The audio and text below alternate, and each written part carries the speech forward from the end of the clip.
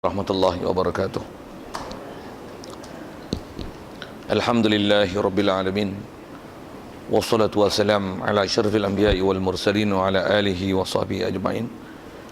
Subhanaka la ilma lana illa ma 'allamtana innaka antal alimul hakim. La haula wa la quwwata illa billahil aliyyil azim. Rabbi shrah li sadri wa yassir li amri wahlul 'uqdatam min lisani yafqahu qawli. Allahumma iftah 'alaina bi futuhil 'arifin bik. Allahumma ja'alna minal ladzina yastami'una al-qawla fayattabi'una ahsana. Allahumma 'allimna mimma jahilna wa anfa'na bima 'allamtana wa zidna ilman nafi'a ya rabbal alamin. Qala Syekh Musannif rahimahullah ta'ala wa nafa'na bihi wa bi ulumihi fi darain amin.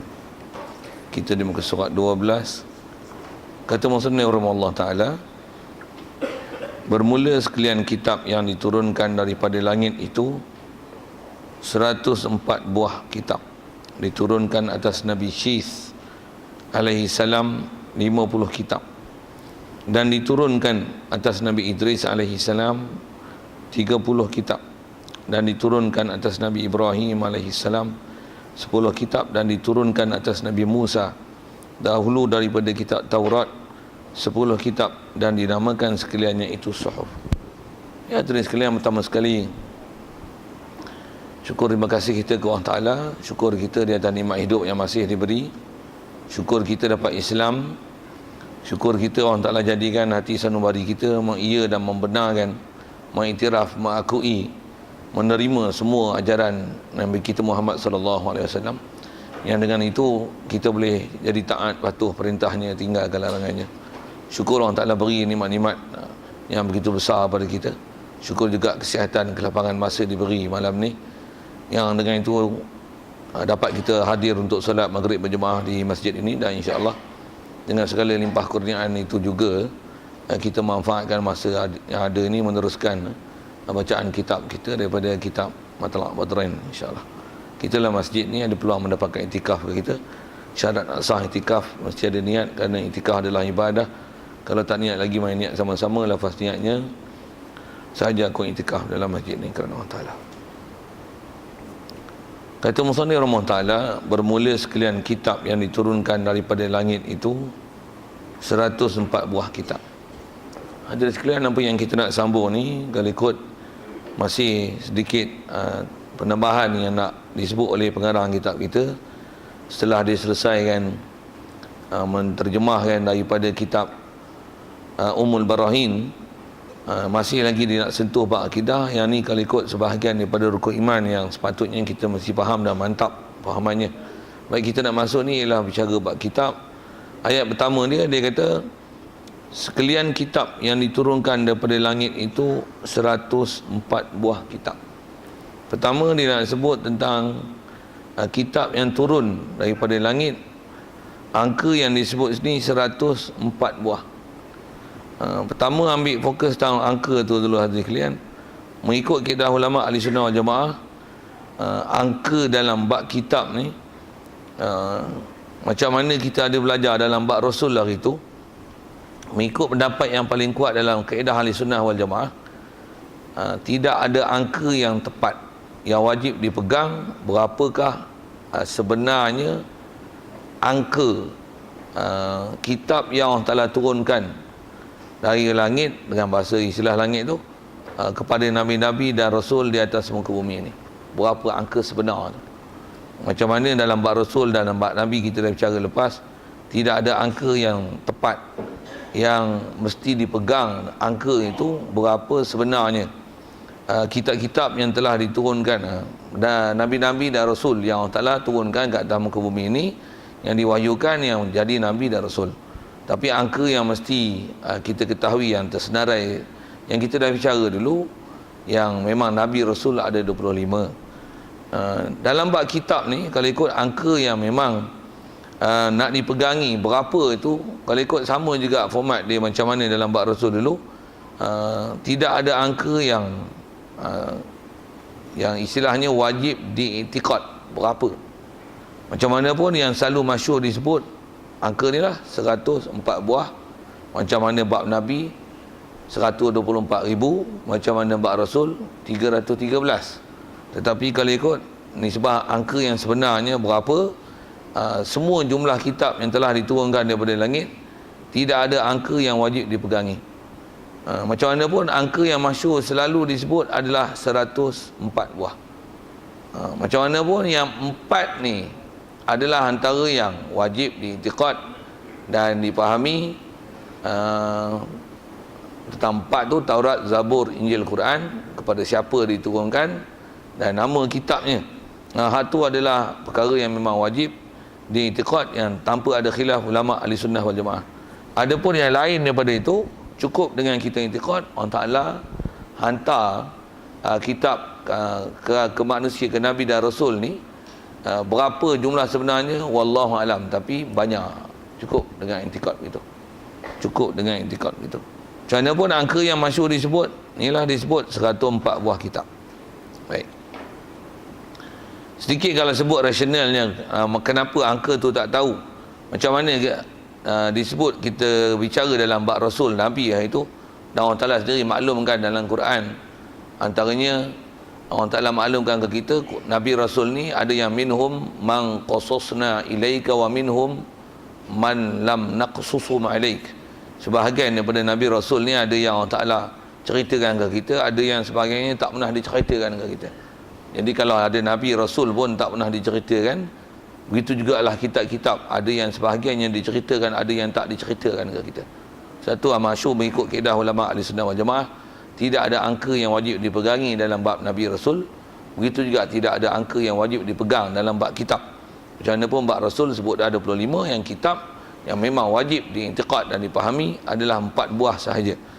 Angka yang selalu sebut ni 104 buah. Dan 100 yang kita yang dah selalu disebut ni, yang sini pun disebut di belakang tu, itulah dipanggil suhuf. Macam mana kita baca dulu maklumat tu. Kata dia diturunkan atas Nabi Syis alaihi salam 50 kitab.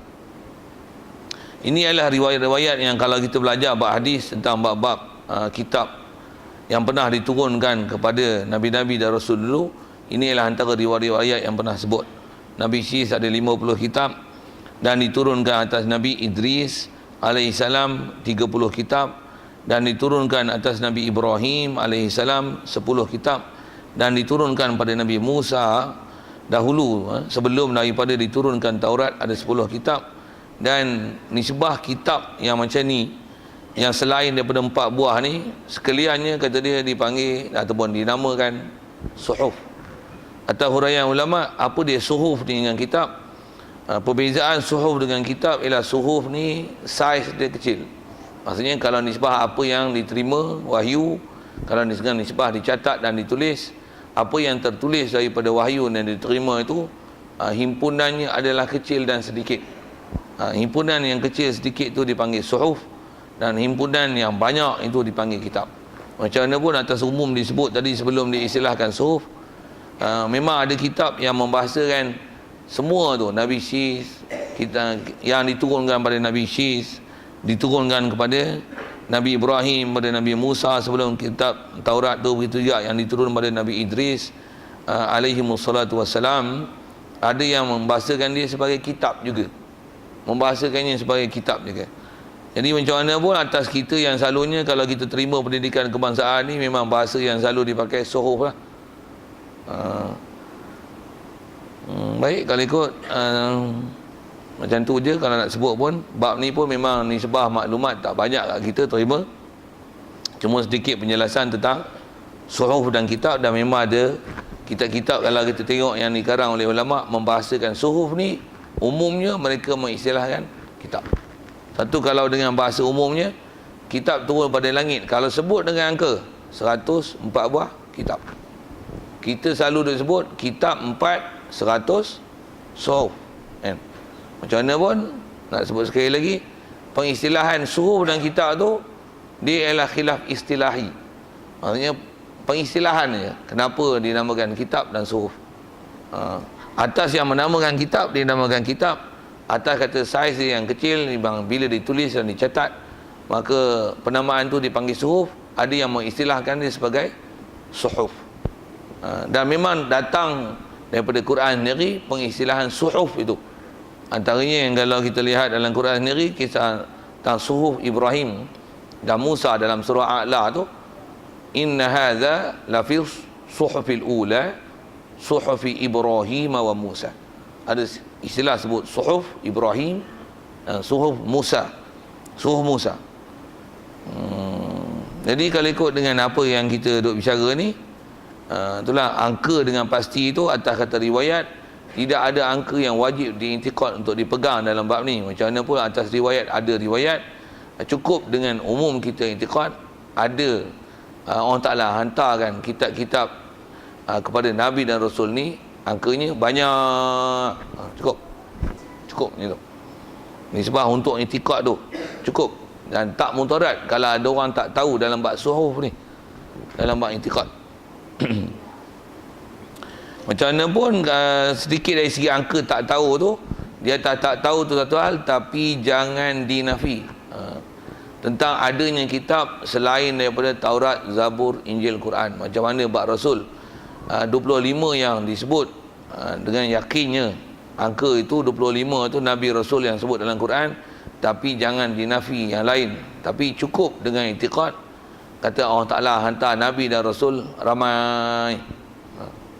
Dipaham elok nisbah apa yang sepatutnya kena i'tiqad, yang wajib pegang, yang mana yang jadi wajib diimani, yang kata umum ramai, nisbah kitab umumnya banyak, dan mana yang kena pelihara adab, jangan sampai menafi selain daripada apa yang sepatutnya diiktikad.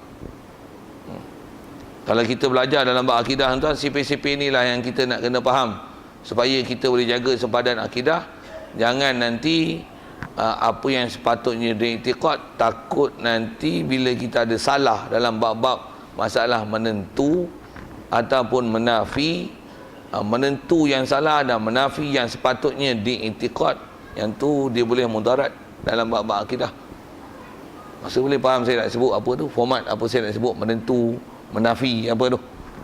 Khususnya kalau kita bicara kitab ni yang memang empat tu memang tu mesti diiktikad, umumnya banyak. Okey. Jadi jangan kata begini dinafi tu. Tak ada dah selain pada Taurat, Zabur, Injil, Quran. Tak ada lah. Empat ni lah yang duk sebut itu. Nampak enggak bodoh? Kata tak bodoh tu. Bahkan mudarat dalam bab i'tiqad pasal menafi kan. Padahal ada lagi kitab yang selain daripada empat buah tersebut. Cuma berapa angka tu? Wallahu a'lam. Cukup dengan kata banyak. Apa dia dengan pasti? Wallahu a'lam. Kalau dengan boleh maklumat sikit yang disebut, ada suhuf yang diturun pada Ibrahim, Musa, yang itu yang sebut dalam Quran.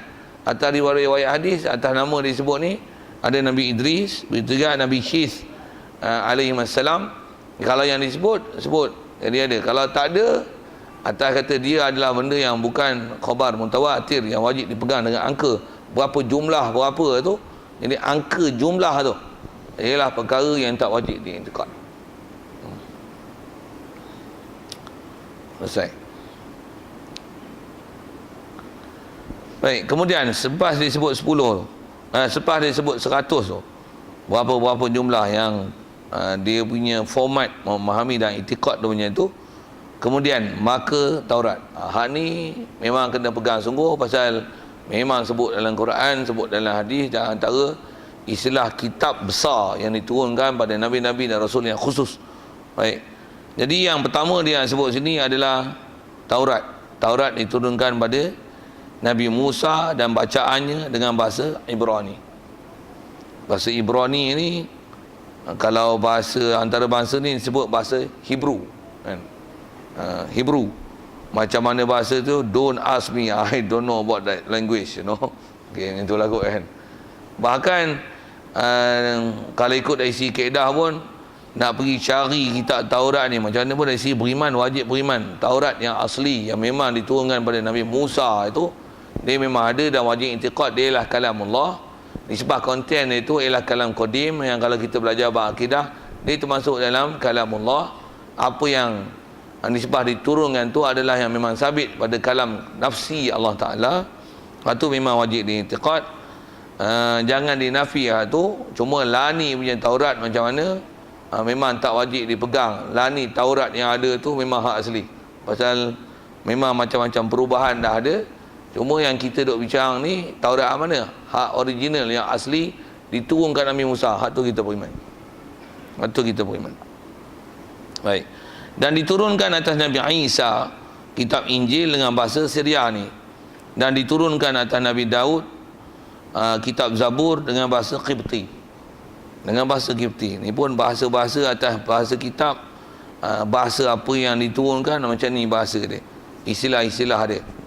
Okay, saya sebut begitu saja. Pasal bab-bab ni, kalau saya sendiri nisbah pengetahuan bab tu memang sangat kurang. Kat tuan-tuan saya tak tahu lah. Macam mana pun nisbah kitab ni paling besar yang kita kena ambil tahu Quran lah. Kalau kitab-kitab lain cukup dengan kata tahu nama, turunkan kat Nabi Rasul apa, lepas tu bahasa apa, selesai, cukup. Bab iman selesai lah bab tu. Selesai lah bab tu. Apa kandungan Injil? Injil lah ni ada macam mana? Barnabas lah, Yohana lah, ada Old Testament, New Testament. Hak tu jahil pun tak ada masalah, hak tu tak jadi muntarat dalam bab i'tiqad. Tapi Quran jangan anda buat jahil. Itu je sikit. Macam mana pun kita ambil tahu umum makna Quran dulu. Tanda kata kitab yang kita wajib imani, yang memang yang ni kalau orang Islam tak tahu memang leceh, cerai, memang sangat cerai bahasanya gitu. Diturunkan atas Nabi kita Muhammad sallallahu alaihi wasallam yang namanya Quran, dan dia dengan bahasa Arab. Nisbah i'tiqad memang kita dah pegang gitu. Cuma kat kita kena renung sikit. Quran bahasa Arab, dia panduan kita, tengok sejauh mana kita punya knowledge tentang Quran. Itu muhasabah diri. Nisbah iman memang hak tu tak boleh ganyak, tak boleh usik. Dari sini kata wajib pegang dengan Quran, dan wajib juga beriman dengan apa kandungan Quran. Umum format ke Quran ni, Quran juga kita wajib i'tiqad. Turun je Quran, Quran memansuhkan semua hukum hakam yang ada dalam kitab-kitab sebelumnya. Antaranya yang terdekat Injil sendiri. Injil memansuh, bahkan Injil turun memansuhkan kitab Taurat. Apatah lagi turun Quran, Quran turun memansuhkan Injil, memansuhkan Taurat. Zabur, kalau atas kata ada hukum hakam dalam dia, kitab Zabur pun mansuh. Begitu jugalah suruh-suruh dan kitab-kitab yang dahulu.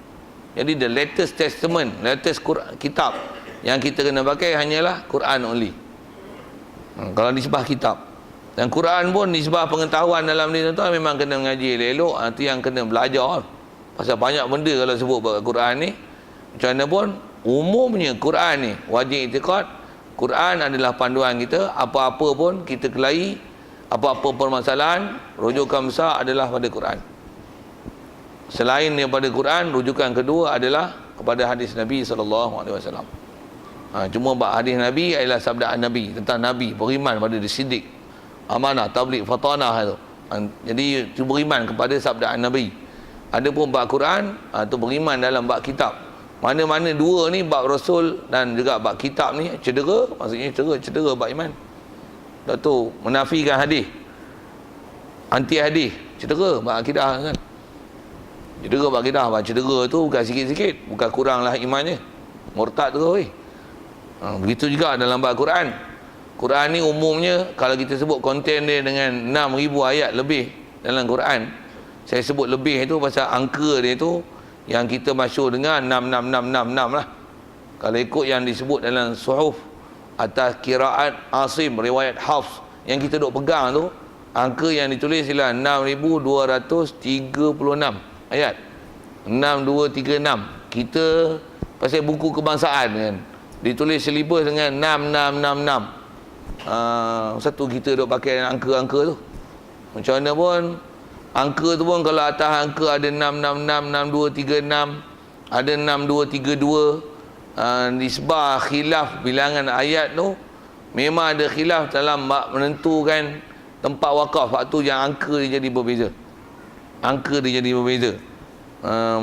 Kalau nak panjang tu memang kena mengaji bab-bab qiraat, apatah lagi bab-bab wasal, waqaf dalam bab Quran. Dan bila apatah lagi istilah saya sebut bab qiraat tadi, kita belajar qiraat mengikut qiraat siapa? Nafi', Ibnu Kasir, Abu Amar, Ibnu Amir, Asim, Hamzah, Kisai, dengan wajah-wajah khilaf bacaan mereka. lain kiraat dan lain tempat wakaf dia, maka akan lainlah angka bilangan Quran. Macam mana pun Quran adalah benda yang mutawatir. Memang tidak ada khilaf di kalangan ulama, khususnya istilah kiraat-kiraat yang mutawatir, apakah bacaan itu dan bagaimana keadaan resam itu ditulis. Dan bilangan ayat dia boleh jadi berbeza tu adalah kerana ada khilaf nak menentukan tempat wakafnya di mana, dan adakah nak dibilangkan di satu ayat ataupun di yang benda yang berasingan dengan tempat wakaf tu. Satu boleh berbeza angka-angka yang kalau dengan sebut di bab ayat. Belajar bab tu pun kalau ikut panjang tu, bab tu saja, bab ayat tu. Macam mana pun atas kita umum bab akidah, kita ke Quran ni benda besar yang kita nak ambil. Antaranya Quran tu sendiri wajib beriman. Dia adalah kitab yang orang Ta'ala turunkan ke Rasulullah. Dia ialah panduan kita. Cuma saya nak sebut ialah konten dia tu, yang tu kena mengaji elok-elok untuk ambil faham apakah maksud yang ada dalam Quran. Pasal Quran ni nisbah ayat dia ada istilahnya nasikh, mansukh, am, khas, mutlak, muqayyad, mujmal, mufassal, ada hakiki, majazi, ada muhkam, mutasyabih.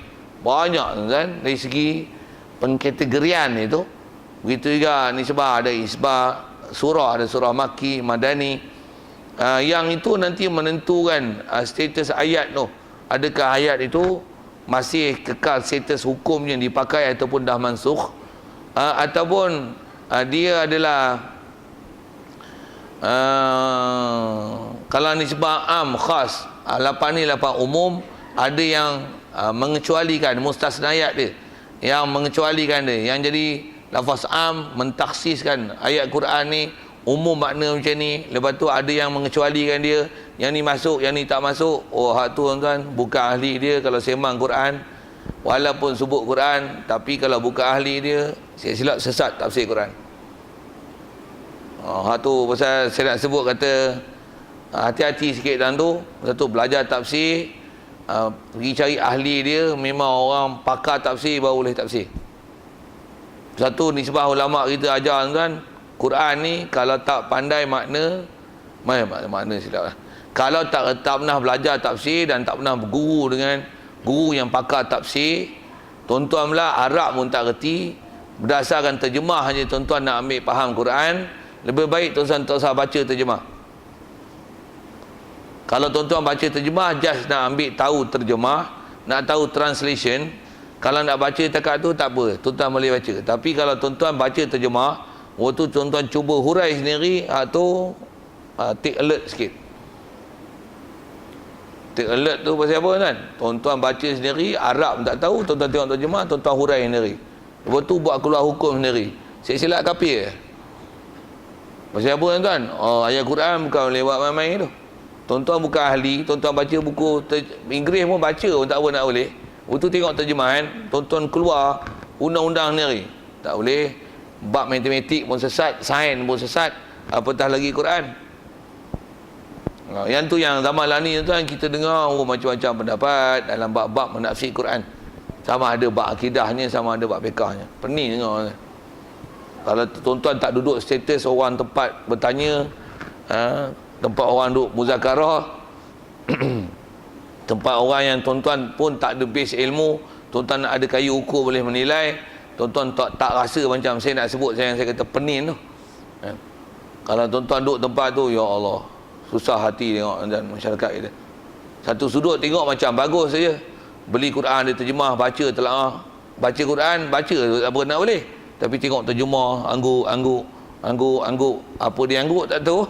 Berguru tak nak, guru tak nak, tapi dia baca terjemah tu, dia angguk, apa dia faham tak tahu.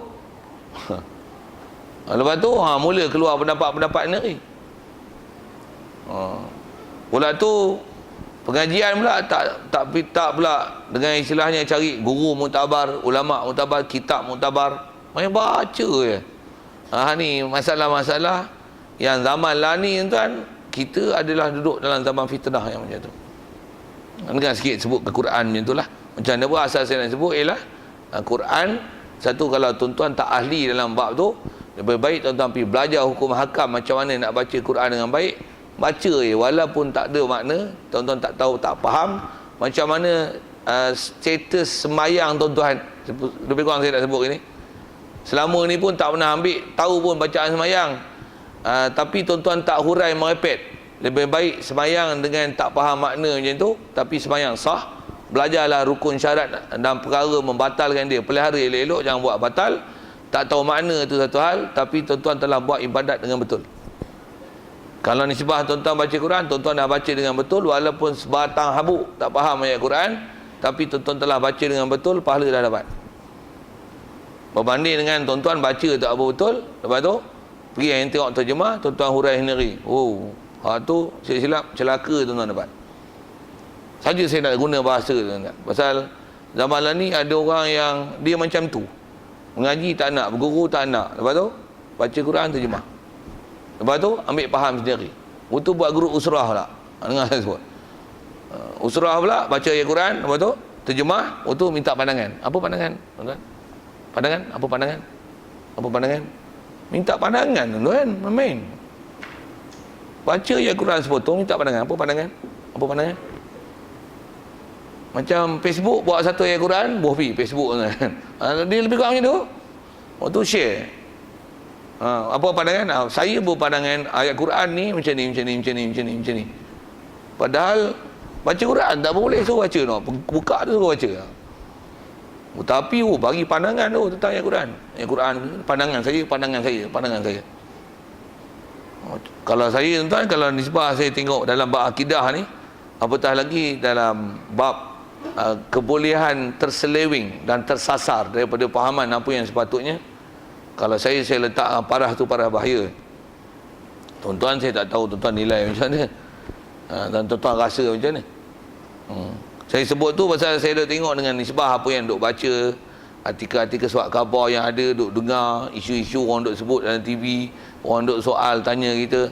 Permasalahan ni ada majalah-majalah tu, Facebook lah, apa WhatsApp yang orang duk kirim hantar apa-apa duk share tak share, grup tak grup apa tu. Alah tuan-tuan, pening kan.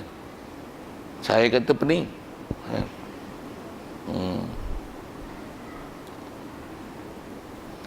Itu hati-hati sikit. Macam mana pun umum Quran,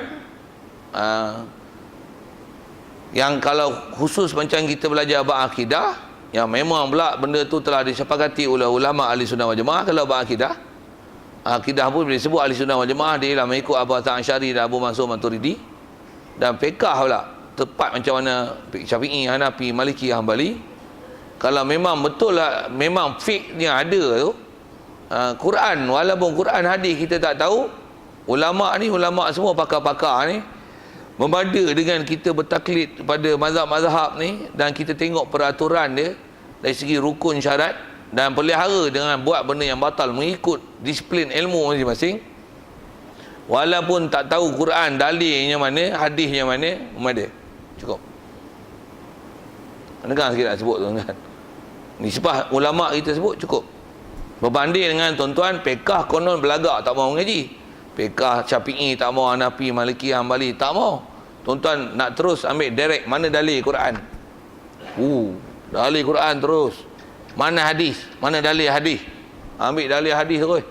Nak ambil Bukhari, Muslim, ambil terus terhadap ambil hadis tu. Orang lepas tu beramal dengan proses cara sendiri. Saya tak mau pakai mazhab. Mazhab saya ialah Quran dengan hadis. Kalau saya dengan cakap macam ni, bahaya. Dia duduk parah, bahaya besar. Tambah pula Quran tak boleh baca. Baca hadis pun terjemah. Saya pernah jumpa ada geng macam ni kan. Cakap, timing tinggi. Kebetulan pegang kitab, ada kitab tak ada baris. Dia kata mana nas. Tanya nas terus tuan, Quran hadis. Buka kitab tak ada baris tu, ni nas, ambil baca. Kitab tak ada baris kan. Saja nak test power dia tengok. Dia tanya nah. Bagi kitab tak ada baris aja. Dia tengok kita tengok dia. Apa ni ustaz? Kenapa pula? Ni macam mana saya nak baca? Kau tak boleh baca? Bubuh saya kena tu, saya sepak terus bagi buah maut. Macam mana kau nak baca pun tak boleh. Sepatutnya Quran ni bukan nanti ada baris, ada terjemah kau baca baru ambil faham, bukan. Kau tak ada baris tu kau boleh baca sepatutnya. Patutnya lagi pakar, titik tak ada pun kau boleh baca. Macam mana kita baca kitab Jawi kan? Baris tak ada. Titik tak ada pun kita boleh baca betul. Pasal bahasa kita. Betul tak? Setuju? Setuju tak? Jawi ada baris tak Jawi? Tak ada baris Padal bunyi apa? Put, pit, pad. Pada. Pada, padi, pudu. Tuan-tuan nak baca apa? Dia tak bunyi lain. Padal mesti pada. Tadi lah sebut. Arab. Tuan-tuan ada kemahiran macam tu? Tak ada.